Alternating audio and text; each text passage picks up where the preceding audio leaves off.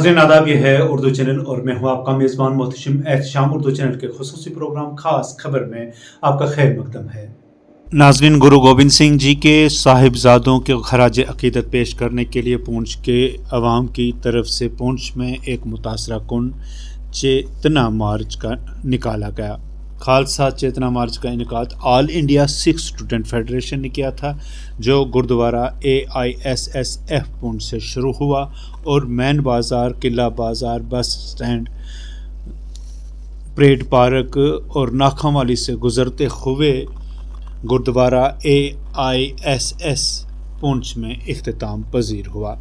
खालसा चेतना मार्च में बच्चे रवायती सिंह लिबास में मलबूस थे, जो कि नंगों की तरह सतमन, वाहिगुरु और शबद कीर्तन गुरबानी पढ़ रहे थे। इज्तिमा में बड़ी तादाद में अक़ीदतमंदों ने शिरकत की।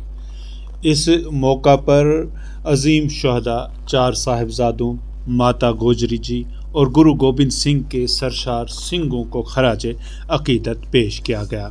मज़ीद क्या था इस दौरान खास, दिखाते हैं आपको एक रिपोर्ट।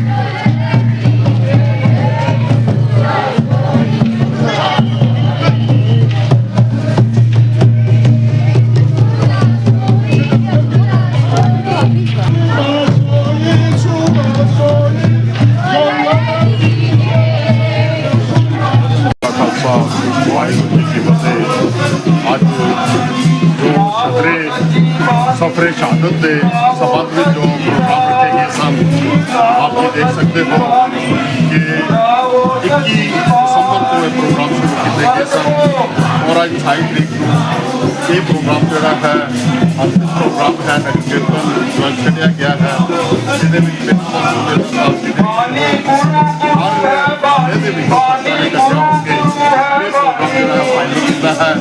अज का शाम का जो दीवान है वो गुरुद्वारा सिंह गुरु सिंह सभा के फाइनल दीवान जोड़ा है वो भी सजाया जाएगा 6 से लैके 8 बजे तक, जिदे बाहर तो आए हुए प्रचारक जोड़े ने भाई साहब भाई मनदीप सिंह जी पटियाले वाले वो भी संतां निहाल करनगे। ये अज आखिरी प्रोग्राम है जिहदे छोटे साहिबजादे गुरु गोबिंद सिंह जी महाराज के छोटे साहिबजादे और माता गुजर कौर जी की शहादत हो रही है। ये जो प्रोग्राम है कह सकता हाँ कि अज का दिन जो है ये आखिरी प्रोग्राम साडा है। दीवान 6 वर्ष नगर के गुरुद्वारा सिंह सभा में उत्थे भी सारी संस्था पहुँच के वो मौके पूजन और बहुत बहुत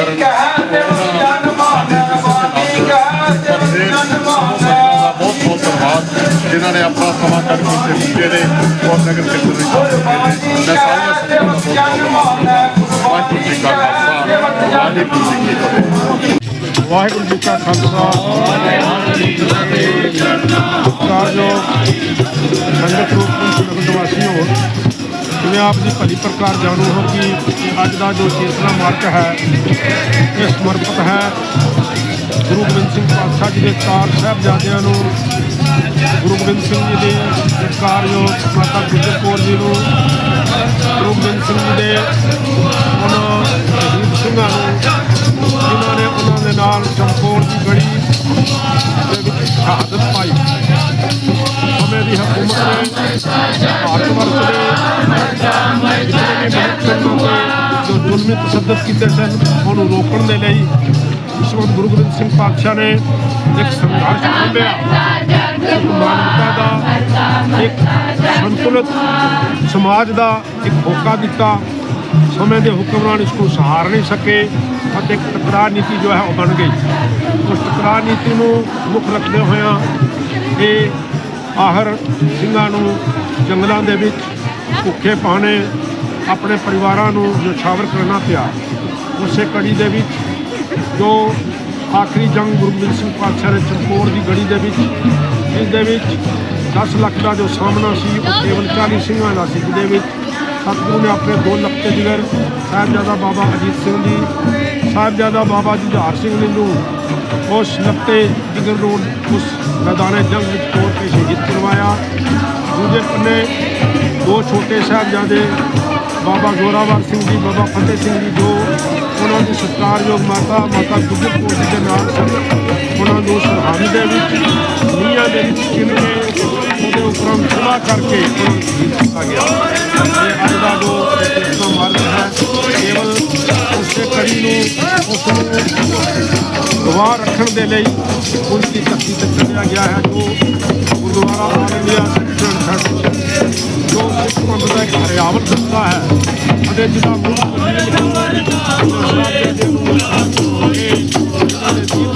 ਕਰਕੇ ਬਣਾਉਣੇ ਉਹ ਯਾਦ ਰੱਖ ਕੇ